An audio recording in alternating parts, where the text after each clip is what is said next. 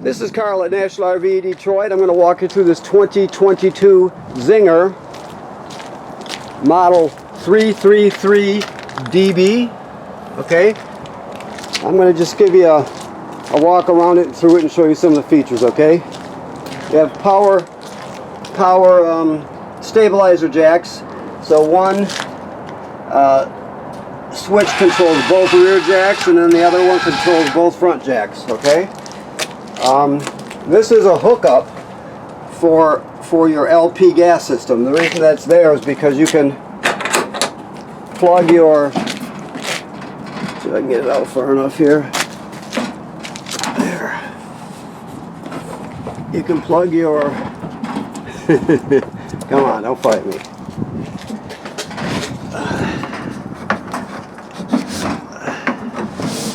Okay, you can, sorry about the camera work.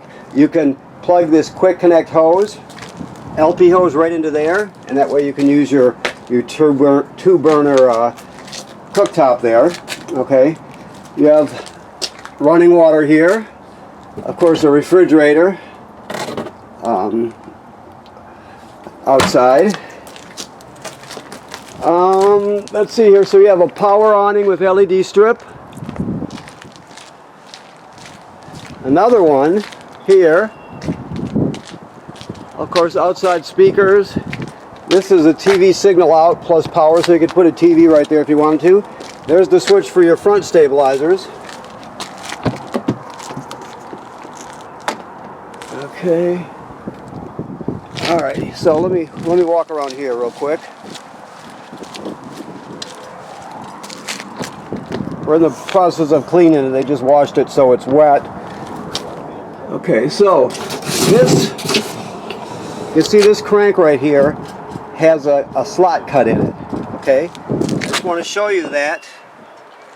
This is the off-door side and this is the stabilizer. On the off-door side, you see it's got a shaft with a pin through it.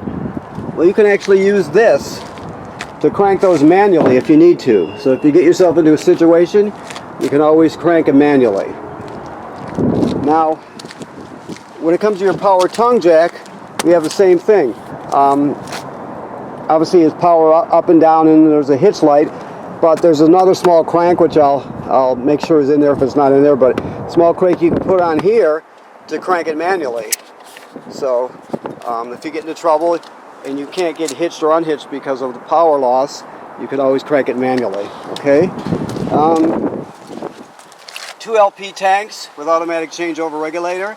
You have a deep cycle marine battery, and that's the kill switch right there if you want to shut it off. Okay. You have an outside shower, which is right here for kids, dogs, feet, whatever you have. Your city water hookup is the most common way to get water to the trailer right there. Now, if you're camping someplace without city water, like you're boondocking or any place that doesn't have city water, you can pre-fill your fresh water tank right here, and then use the onboard pump to pump the water. I'll show you where the switch is for the pump when we get inside. Now this is obviously a 50 amp cord. You have 2 air conditioners on this one. So 50 amp, and then we give you the reducers to reduce it down. Okay. Now there's 2 toilets in this trailer. One in the front, one in the back. So they give you 2 black tank flushes. So you hook the hose of the dump station onto this one. Always make sure that the valve for the black tank is in the open position. That's important. You don't want too much pressure to build up. You turn on the water and it'll spray out the inside of your tank. It'll clean off the sensors, that sort of thing. When it comes to your rear tank, you have a second flush here for the toilet that's in the back of the trailer by the bunks. So you would use your black valve, keep it open, turn the or screw the hose on here, turn it on, and it will it'll spray out that tank also. So it's good to do because it cleans off the sensors, so you can get a really accurate reading on the levels. So it's a really good thing to do. If they got a working hose at the dump station, you should really do it. This up here, this is the range hood vent. So if you're going to be venting to the outside, there's 2 little latches. I know you can't see them, but there's one in each corner. You just flip them to the open position, and then the baffle inside will flap freely. Anytime you're venting to the outside, you want that baffle flapping freely. Okay, this is your water heater. Okay, Now, the switches to operate it are inside the trailer. It works on both gas and electric. Right now it's empty. As you can see, the cap is off of the drain. It's empty and bypassed. So the bypass valves on the back of it are in bypass mode.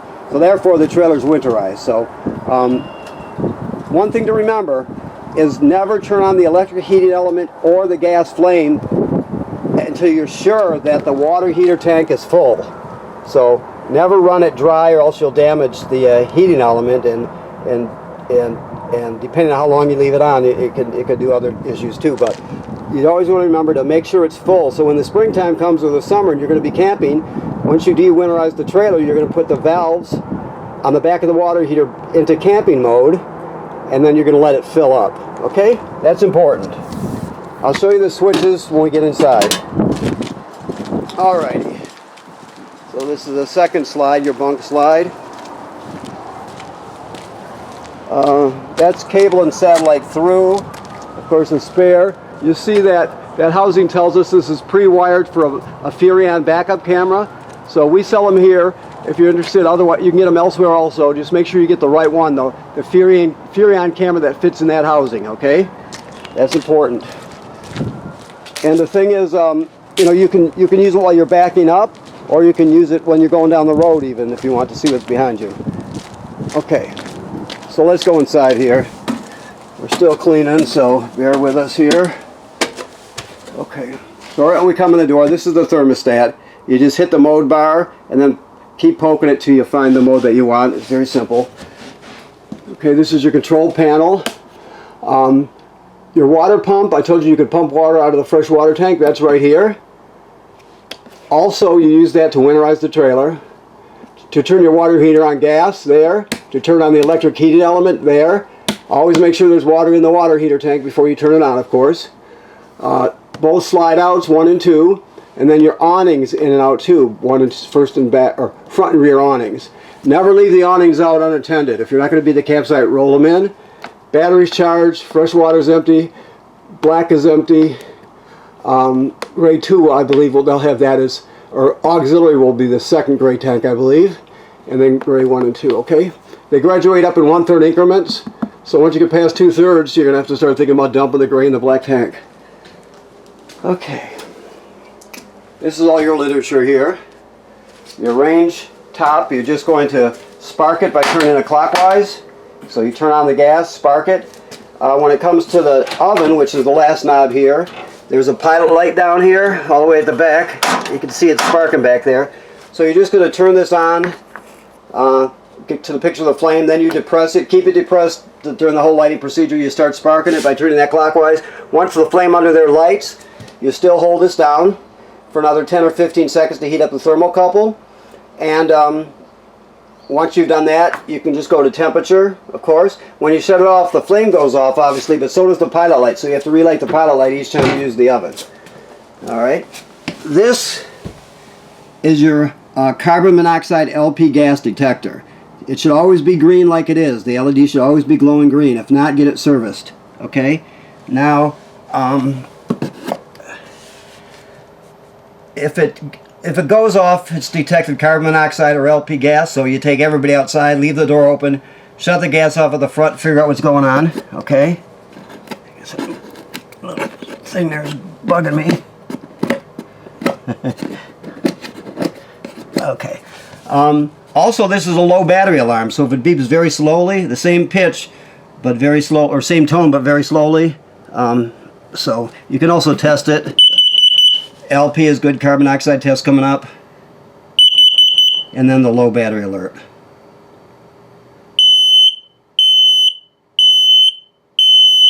Okay. This is your power converter right here. So this converts AC to DC power. So when you're plugged into shore power, this will there'll be 110 AC at these circuit breakers, just like at home, and they're all labeled. Then the power's converted to 12-volt DC over here. You got 12-volt fuses, and they're all labeled, right? If any of those fuses will blow, you can actually see them through this glowing through this tinted plastic. Now, importantly, this is also a battery tender. So as long as you're plugged into shore power, it's going to sense how much energy your battery it needs. The battery up front I'm talking about, and it'll always keep it charged. Okay. So when you're pulling it down the road, your tow vehicle's alternator will keep it charged, the battery charged, and when you're plugged in, this keeps it charged also. So that's the power converter. All right. Just so you know, to get to the water pump and water heater, you pull these drawers out. One of these tabs, if you don't know, one of them goes down, and then there'll be another one on the other side you pull up. So you pull them each the opposite way, and then they'll slide right out.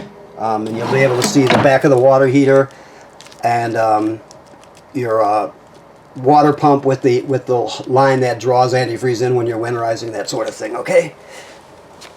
All right. So, excuse me. This is the range hood. I told you about opening the baffle outside if you're going to run the fan. So make sure you open that if you're running it. Has a light also. Your microwave works like any other microwave. Okay. Refrigerator is a 12-volt DC refrigerator, so it runs on 12-volt DC, and it's very simple, on and off, and then you have temperature up and down, plus or minus. Then you have different modes for energy saving, like a nighttime mode. So you put it in nighttime mode, obviously it saves energy, so it has that feature also, or those features also. Pantry. Okay. You have, this is the remote for your fireplace, and this is the remote for your sound bar. Okay. The fireplace, I'll just show you here. Okay.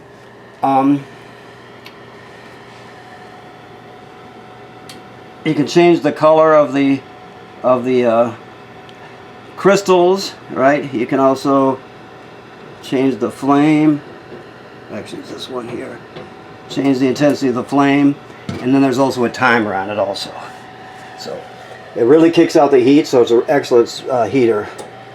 And it runs off campground AC power also, so you don't have to use your limited supply of LP. Alright, so when it comes to your sound bar, obviously you can put a TV up here on a bracket. It's best if you're buying a bracket to spend the extra money and get one that locks into place. If you go on Amazon, for example, you can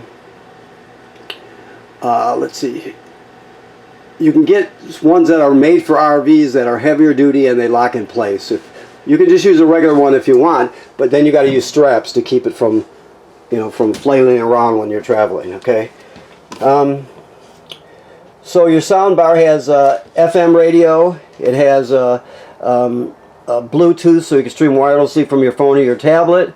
It has a USB, so you can put all your albums on one USB stick, for example, and take them with you. You got A and B for the speaker zones. A is inside the trailer, B is outside the trailer. So it does everything you need, okay? And there's a remote for that also. Okay, let's see what this is. This is a jackknife sofa, so jackknife's flat into a bed. You could also drop this tabletop onto these cleats here and turn this into another bed. Okay. When it comes to the bunk room, you have a sink and a toilet in here. Remember I told you there's a second black tank for this. This is the flush pedal. Now this works for both toilets. They operate the same way. You can't use them dry. The black tank is directly below, right? That's antifreeze coming out right there. The back tank is directly below. So when you get pulled into the campground, your black tank is going to be empty, or your tanks are going to be empty in this case. So you hook up your power and your water, then you're going to come in here and you're going to put one dose of chemical in the bowl, then you're going to stand on the pedal and put at least a gallon of water in there with the chemical. Just let it flow right into the black tank below. You can use more water than that. Some people use more. It's up to you, but not less than a gallon anyway. Just find something that works for you. If you don't do that, if you don't run it wet and you run it dry, the smell can be, as you might imagine, super terrible. Plus, it also can get clogged up. So with both toilets, you have to remember to put chemical and water in it in the bowl before you use it. Okay. All right. Okay. So this bunk is in the up position right now. Right here, let me just show you. This jackknife's flat into a bed right here, this bottom one. So that turns into the couch turns into a bed. Let's see if I can do this with one hand here. This comes down into another bunk right here. Okay, they give you an extra mattress, right, and a bunk here, of course, and then you have your TV hookups here and that sort of thing. This is an emergency window, escape window. Basically how it works, you push this all the way through. You go all the way, whoops, you go all the way through with it. Then you grab a hold of this red tab and pull the screen out, and then you can exit in an emergency. All right. This air conditioner works from its controls here. The other one is set up to a thermostat. This one has its own thermostat here, and then you've got two fan speeds, which is just the air conditioner running without the compressor, just circulates air. Then you have two cooling speeds for the full air conditioning, okay? This is telling us this is pre-wired for a digital signal booster for public Wi-Fi. Also, you could get 4G with it if you wanted, but most people will use the public Wi-Fi feature. And what it would consist of, if you were to purchase it, first of all, you'd scan that code and it'll take you to the website of this product. Basically, there's one of these on the roof where an antenna would hook up, right? Then there's a box that's about 8 or 10 inches square that would go right over that round area there, and that would be a router. So you just you just get better Wi-Fi, and then you have a router to hook all your family's devices to. So that's what that's for, just pre-wired for that. Okay, so moving forward.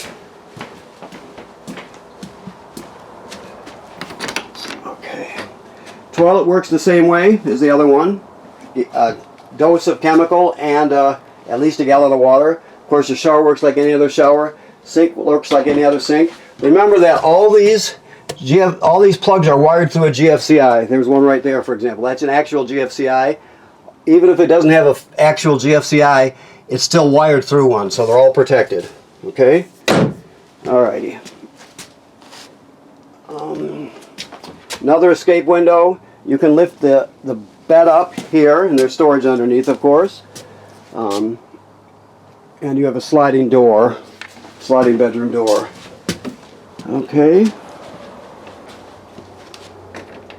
There's also a smoke detector right here. Okay. So I think that covers it. Let me look around a bit here.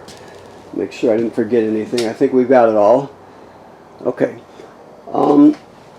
Okay, so I want to thank you for purchasing your trailer here at National RV Detroit. Please remember what I said, or I don't know if I said it or not. Please remember that the manufacturer states that you should inspect the roof every 60 days. So what they want you to do is look at all the sealant, make sure there's no cracking or separation anywhere where water could get through. Look at the roofing attachments and roofing material and make sure that it wasn't damaged by low branches or by road debris flying up there. You're just protecting your investment. So you give it a quick look over and make sure everything's good and tight on the roof. You do that, this trailer will be bone dry forever. So, and that's not this trailer, that goes for every trailer ever made. So regular inspection is important. Also, right now this trailer is winterized, so all the water's been purged from the system and replaced with antifreeze. Your water heater is bypassed and empty right now. So it's set for the winter. Now when you get ready to use in the summer, like I stated before, make sure the water heater tank is full before you turn it on, okay? Thank you very much.